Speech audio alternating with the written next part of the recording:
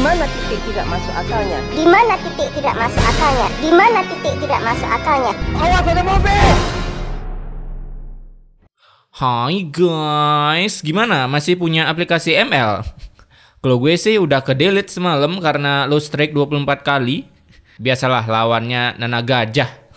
Oh ya, sebelumnya gue mau ucapin terima kasih kepada yang terhormat Bapak Pabrik Insto karena telah membagi cuannya yang nantinya cuan itu akan gue belikan Insto. Wah, balik lagi dong cuannya. Emang keren dah perputaran uang. Oke, daripada berbacot ria di awal, mari kita gaskuin. Film yang tayang di bioskop setiap 31 Februari ini dibuka dengan sebuah keluarga. Loh. Baru film dimulai udah nggak sopan nih orang. Punya masalah hidup apa dah? Perkenalkan begunal ini namanya Asep Walker dan anaknya bernama Mina. Saat itu ia marah-marah karena anaknya cari nafkah sendiri, padahal bapaknya kerja banting tulang buat nafkahin si Mina. Alhasil bapaknya pun terngamuk-ngamukan sampai melempar segala adonan gorengan si Mina. Tak lama kemudian dari luar datanglah para minion level 2 ini yang entah kenapa bukannya ngomong ke intinya dulu baru minta tolong, ini malah nyepa minta tolong sampai membuat kuping si Asep kepanasan. Pak, tolong Pak, bantu kami Pak. Pak, mohon Pak. Iya benar, bantu kami Pak. Pak, mohon Pak. Iya benar, Pak, mohon Pak. Pak, bantu kami Pak. Pak, mohon Pak. Iya benar. Iya, Raden. Usut punya usut, para minion kesana karena ada Memang babi. masuk kampung dan hanya si Asep lah yang bisa mengekil babi tersebut. Karena Asep sudah berada di level rantai makanan tertinggi. Awalnya si Asep nggak mau karena lagi nggak mood, apalagi nggak dapet cuan. Tapi setelah membangkitkan akal budi pekerti yang luntur, si Asep mulai berpikir menjadikan daging celeng itu sebuah cuan. Ketika sampai di TKP, entah kenapa para warga cuman bengong AFK menyaksikan kecelengan yang masuk rumah, sampai akhirnya si Asep datang dan memberanikan diri masuk ke dalam, bertumbuk one by one dengan si celeng. Celengnya liar banget. Bisa jadi Pagono yang dimakan. Babi hutan kecil gini makan manusia? Wah, Bu, mendaki sekali-sekali Bu, biar ketemu babi hutan segede gaban. Ini mah masih kecil. Karena diremehkan oleh para warga, si Asep pun mengeluarkan insting pemburunya hingga akhirnya celeng itu bisa ditangkap. Kasian banget cuy kalian. Kala itu si Asep disuruh mengembalikan celeng itu ke tengah hutan, tapi daripada dikembalikan, si Asep lebih memilih mengolahnya lalu menjualnya di pasar, asal cuan gas. Nah di pasar, para warga yang nggak punya byakugan tentunya nggak tahu kalau itu daging celeng, terlebih lagi warnanya hampir mirip dengan daging sapi. Dan selain mengsulap daging celeng menjadi daging sapi, si Asep juga mencurangi timbangan agar selain para warga memakan daging yang haram, mereka juga bisa cepat-cepat menjadi kismin. Ketika si Mina berjualan, entah kenapa ia berjualan gorengan bukannya di pasar, ini malah ke sawah-sawah, mungkin nanti tujuannya ke hutan, tapi tetap aja cuy. Dimanapun beliau berjualan, ia tetap aja cuan parah. Bisa-bisanya Pak RT rekol di sawah terus beli gorengan.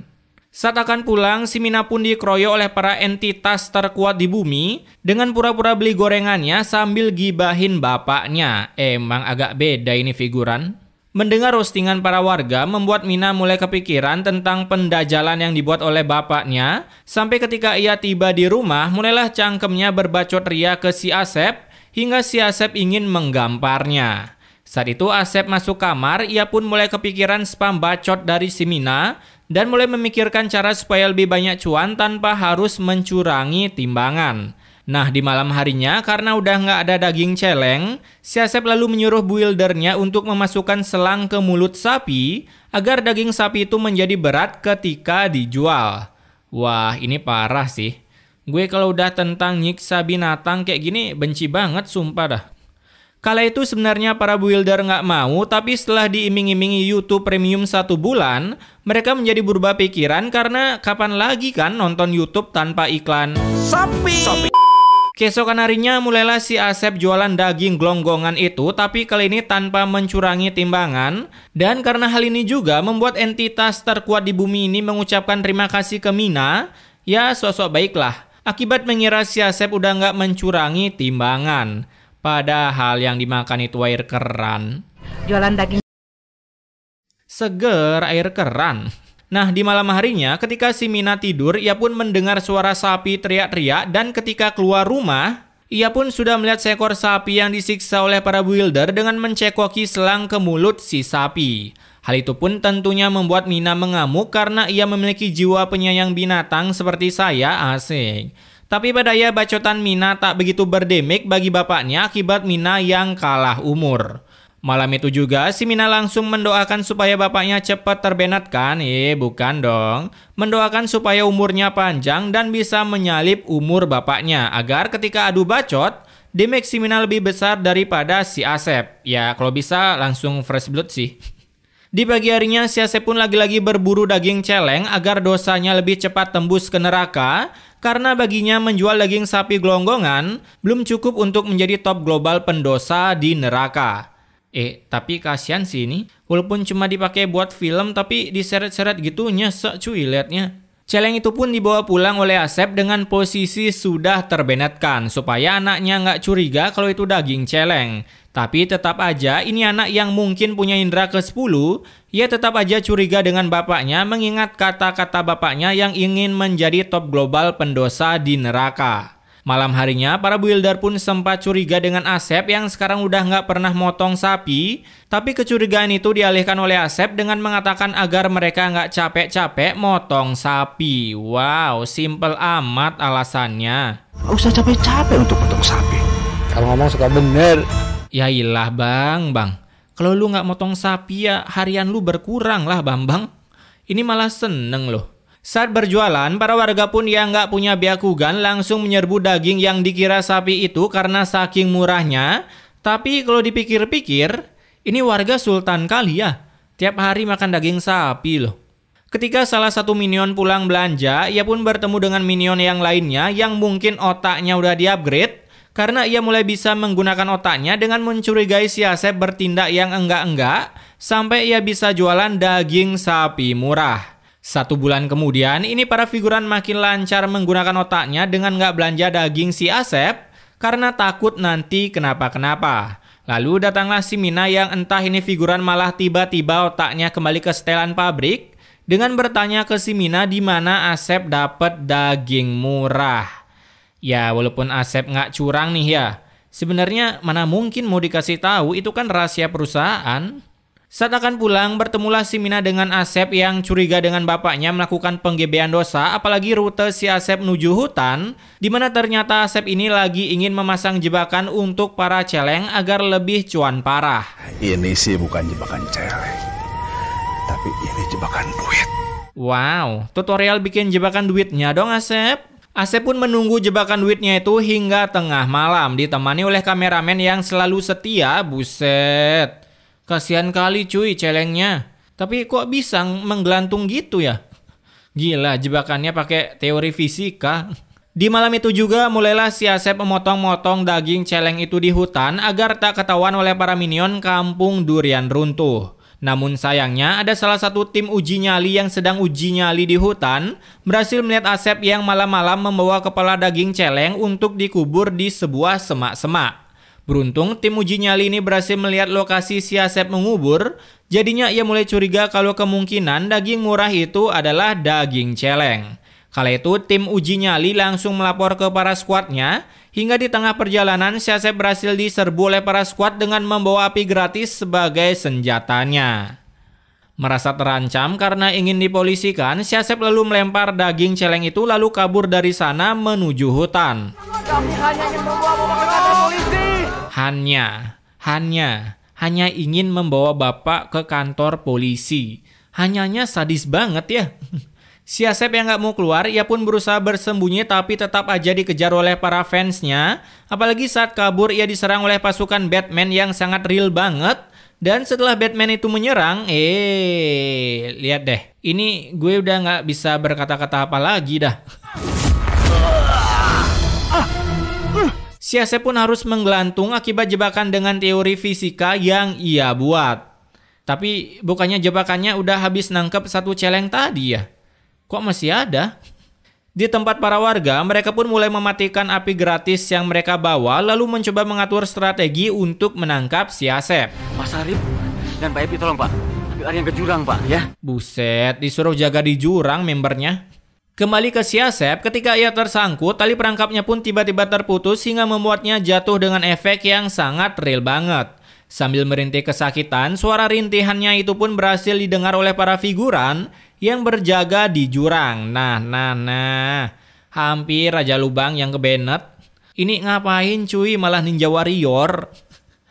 Saat itu si Asep mulai terkena sengatan listrik dari jebakannya sendiri. Entah saya juga nggak ngerti ini jebakan kenapa bisa dialirin listrik sama si Asep. Hingga karena sengatan demi sengatan itu membuat si Asep berguling-guling dan masuk ke sebuah lubang.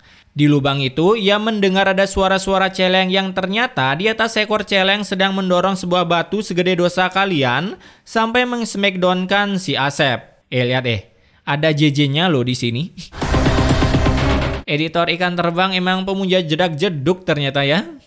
Tak lama kemudian, dua member squad pun berhasil menemukan Asep yang terkubur mentah-mentah, di mana mereka langsung mengabari ketua squadnya untuk melakukan jurus dua jarinya agar bisa menyatakan kalau si Asep meninggal dunia. Emang ya jurus dua jari itu jurus terkuat di universe Azab. Saat itu para warga pun kesusahan melepas jebakan fisika milik Asep, ya mungkin talinya terbuat menggunakan bahan vibranium. Alhasil daripada dicari dedemit di hutan lama-lama, mereka pun membawa jenazah si Asep layaknya menggotong babi. Asep bilek, memang babi yang nih.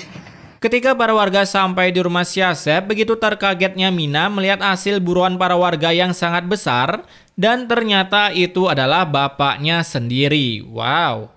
Kala itu para warga pun mencoba melepas jaring vibranium itu, tapi walaupun sudah menggunakan gunting setajam lidah netizen, jaring itu pun tetap saja kokoh menempel di tubuh Asep. Alhasil Pak Ustadz yang datang juga mulai kebingungan, jadinya mau tak mau si Asep dimandikan dengan keadaan terperangkap di jaring. Ada-ada aja dah. Selesai dimandikan, berangkatlah para warga ke pemakaman untuk menobatkan si Asep sebagai top global pendosa.